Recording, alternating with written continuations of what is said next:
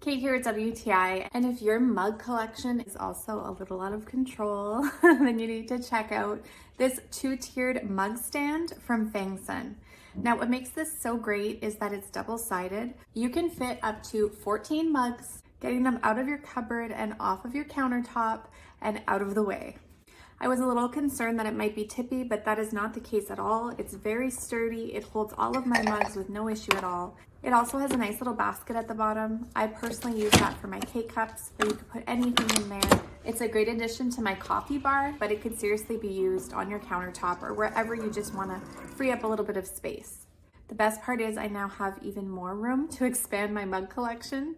It went together super easily, just a few bolts, and it came with the Allen key and the wrench and everything that you need to tighten it all up and make it sturdy. It also has grippy pieces that you can put on the legs so that it's not scratching up your countertop.